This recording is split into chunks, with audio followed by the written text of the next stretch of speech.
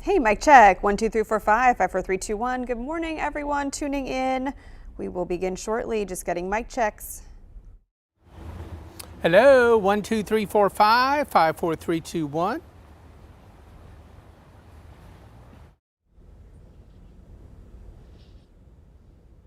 Hey there, mic check 1, 2, 3, 4, 5. Mic check 1, 2, 3, 4, 5. Mic check 1, 2, 3, 4, 5, 6, 7. 1, 2, 3, 4, 5, 6, 7, 8, 9, 10.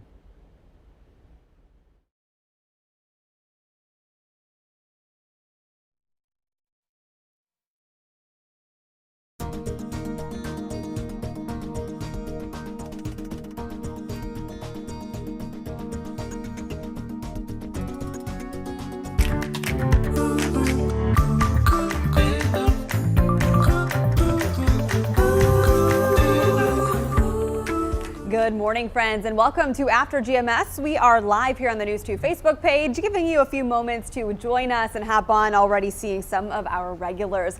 I'm Megan Maleros in studio alongside Marissa Tansino. Stacey Spivey is working from home, and Ed Matthews and Terrain Kirksey are keeping an eye on our forecast. We are also on top of the big national story, the guilty verdict heard around the country in the trial of former police officer Derek Chauvin. We'll be breaking down what's next with sentencing, and Stacey will share some local reaction. But first, we're tracking a cold snap causing temperatures to take a tumble. Oh yeah, it's cold out there, guys, and we're gonna need the jacket. Yeah, you'll certainly need a jacket out there today. And we're going to answer some of your questions about the cold snap coming up a little bit later on our After GMS web show here. But in the meantime, here's a quick look at the 7-day forecast. Now, I know you're seeing some sunshine across parts of the area right now, but we're going to see a quick cold front move through that may squeeze out a shower or two as we go through the morning. Our temperatures will actually peak right around midday in the mid-60s, and then the front will move through and temperatures will take a tumble. We do expect temperatures to quickly fall into the 50s this afternoon, and when you factor in winds that will be gusting in excess of 30, 35 miles per hour occasionally, it's going to feel significantly colder than that. So make sure you do pack the jacket this morning. As we go through tomorrow morning, we'll see our temperatures dip down to the low to mid 30s. It depends on the wind speeds. If the winds are light, we will see some frost across the area. If the winds stay up all night long, maybe just a little bit of patchy frost. The winds will be lighter for Friday morning, so a better chance, more widespread frost at that point.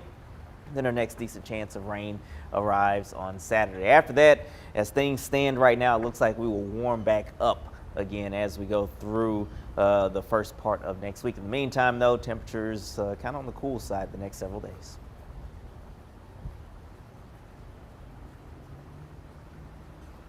Derek Chauvin is facing decades in prison after his conviction on murder and manslaughter charges in the death of George Floyd. He faces second and third degree unintentional murder and second degree manslaughter. The former Minneapolis police officer's bail was revoked immediately after the verdict was read.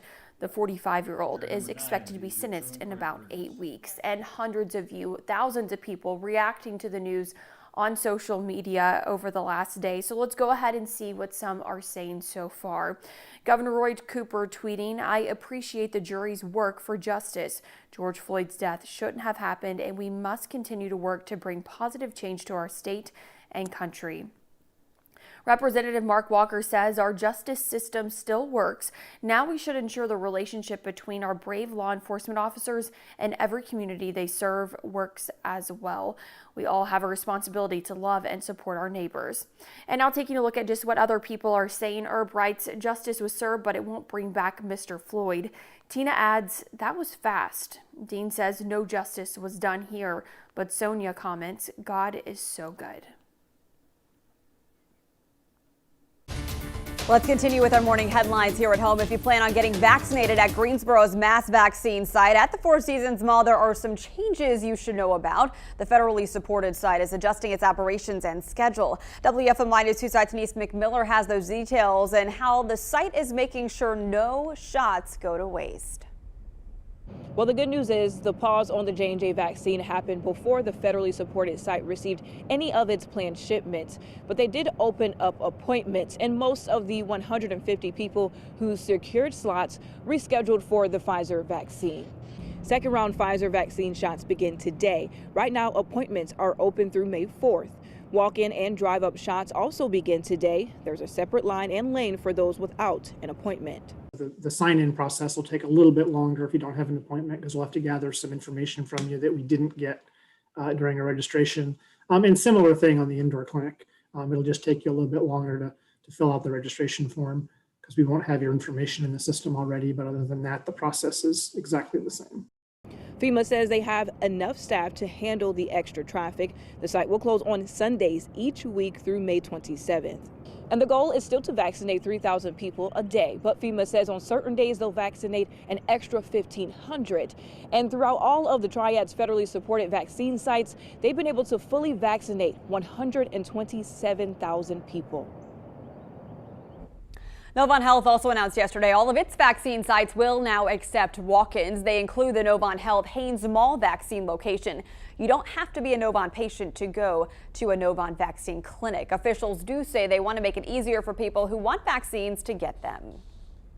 A Triad University says students must get a COVID-19 vaccine to return to campus for classes. Wake Forest University will require students at all levels to be fully vaccinated ahead of the fall semester. School leaders say students need to show documentation proving that they got their shot by July 1st. There will be some exceptions like medical or religious reasons. Now keep in mind, Wake Forest is a private university. Well, here's an update on state vaccinations. 27% of the population is fully vaccinated. About 9% are still waiting on a second dose. Remember, that gray piece of the pie represents the percent of the population that isn't eligible yet. With that in mind, about 44% of our state still needs a first dose. On the local level, 26% of Guilford County is fully vaccinated. 6% need a second dose. Around 48% still need to get their first shot. And today at 2 p.m., Governor Roy Cooper will give an update along with the COVID-19 task force. You can tune in to watch that on WFMY News 2 or online for all the details. Well, we certainly hope you enjoyed the warmer temperatures yesterday, especially because probably going to be the last of those for at least a little bit. The Triad is certainly cooling off. We noticed some of you are already dropping your weather questions. While we give you a few more moments to get those submitted, I have a question for you, Ed. We've seen snow in the Midwest. My family in St. Louis getting a little bit of that. Kansas City getting hit. One of our viewers commented New York has a lot. Is that system the same one that's bringing the cold air here this week? Yeah, it's the moisture along the cold front. Yeah, it snowed in St. Louis yesterday. How amazing is that? The front has very limited moisture, but enough to bring some snow to parts of, well, the Midwest and into the Tennessee and Ohio Valley. As Taran mentioned earlier on the Good Morning Show, it actually snowed in Nashville, Tennessee, of all places. But that moisture is going to wring out as the front moves into the Carolinas. At this point, not even any clouds around. We have a mention of a stray shower through about midday, but I think most of us stay dry. But yeah, it's the same system. It's the cold front, the leading edge of the colder air that will start to pour into the Piedmont during the afternoon hours. All right, we have another question coming in too, guys. Taran, Joanne said, should I bring my potted plants and hanging baskets inside tonight? If they're sensitive, I would if you can. Yeah, that would just be the safe bet, because not only is it going to be cold, it's going to be windy too. So definitely not a good combination. And to Ed's point earlier this morning as well, he was talking about the fact if it's windy as we go through the night, probably not going to see a whole lot of frost, but the winds should be very calm by Friday morning.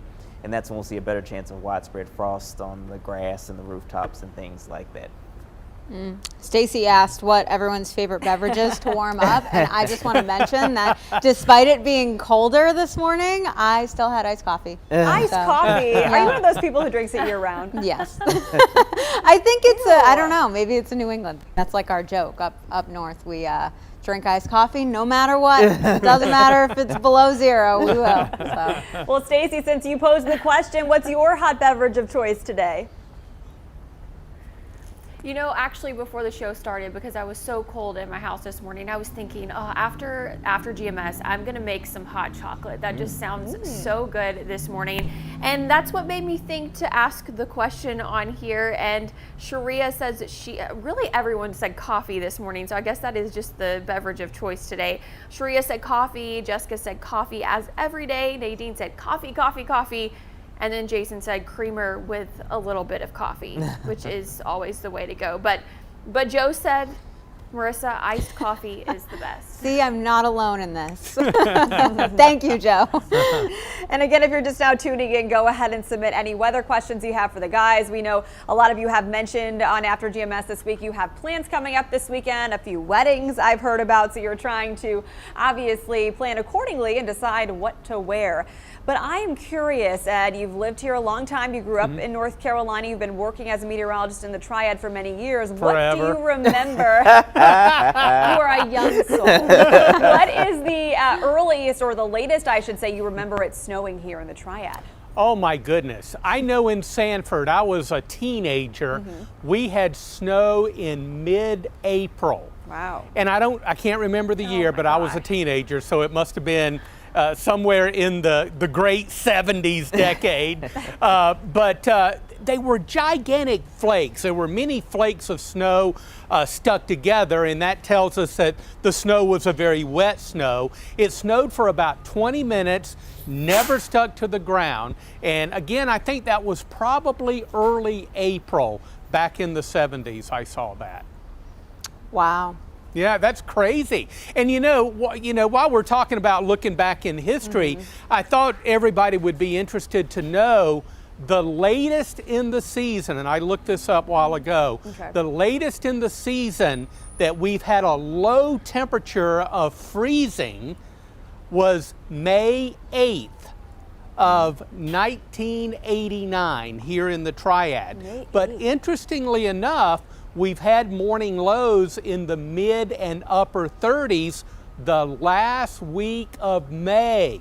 Now that's rare, and I'm not suggesting that's going to happen this year, but just to let you know, although rare, we have these cold snaps that can go well into the month of May. Hopefully not this year. If only you could give us a monthly forecast and just give us the whole month so we knew what to expect. Well, you know, that wouldn't be too accurate. Even though Taran and I are pretty much on top of our game, you know, as you go out in time, the reliability of that forecast kind of goes down a little bit. So, you know, we could do some great guessing, but anything after about 7 days, downhill in terms of the skill. Well, we'll stick with the 7-day for Let's now. do that. Hey, Taran, I have a question about the pollen. I've noticed I'm a little less itchy today. Is this cooler air helping filter out some of that pollen? That's part of it, and we also are getting towards the end of the tree pollen season, if you want to call it that. So we reached the peak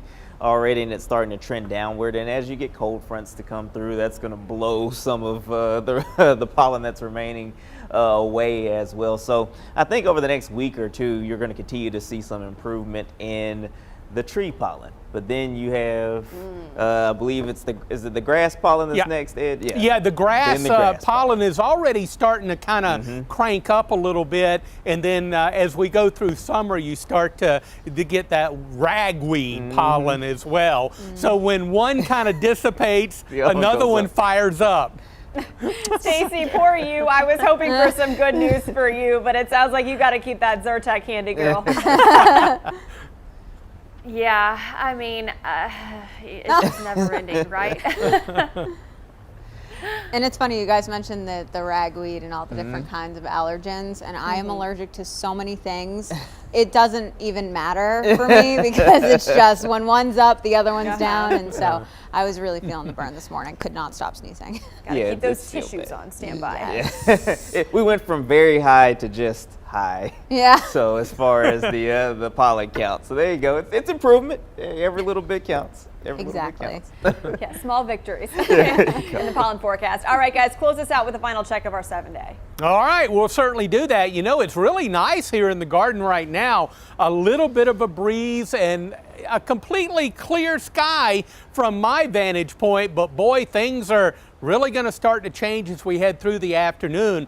I expect the cold front to move through probably around midday, early afternoon. The morning sun could get us into the mid 60s, but after the front moves through, temperatures are going to start to crash. So if you're not coming home until around 5 or 6 o'clock, might be a good idea to carry along a jacket because I think we'll be in the low and mid 50s late day, and the winds this afternoon may top out around 30, maybe even as high as 35 miles per hour. And then tonight we drop into the mid 30s. Again, we'll keep an eye on the winds. If they stay up, that kind of limits the frost development tomorrow morning, kind of keeps the atmosphere stirred up. But it's going to be plenty cold when we get together on the Good Morning Show tomorrow morning with mid 30s. 61, that's as high as we're going to go with a full day of sunshine coming up on Thursday. Friday morning, the winds will be a lot lighter,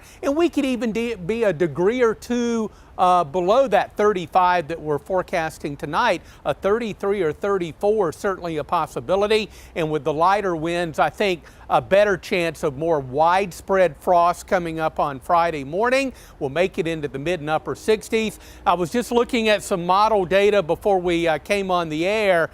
Saturday just looks like a very wet day, especially afternoon and overnight Saturday night. And then I think we'll be able to dry it out on Sunday. But we'll track that over the next few days. Good. Well, those lows tomorrow, certainly low. You know what they say. Yeah, and Ed, I thought you, as you always say, you're supposed to make it rain on company time. What is it with this Saturday situation? I know, isn't that crazy? Even I'm off on Saturdays, so it's not supposed to rain, but it looks as though this system could be a bit wet for us. But we'll try to get it out and salvage Sunday, hopefully. Good to know. Good to know. Well, meanwhile, our drink conversation continues here. Getting a lot of inspiration on coffee flavors and additives and all that good stuff. You can never have too many coffee flavors. Yes, well, enjoy your beverage of choice this morning while you eat breakfast and get out the door. We appreciate you spending part of it with us here on the Good Morning Shows after GMS. Yes, we will be back at noon. Megan will be back at noon with the news. And the news never stops on WFMYnews2.com. Have a great day.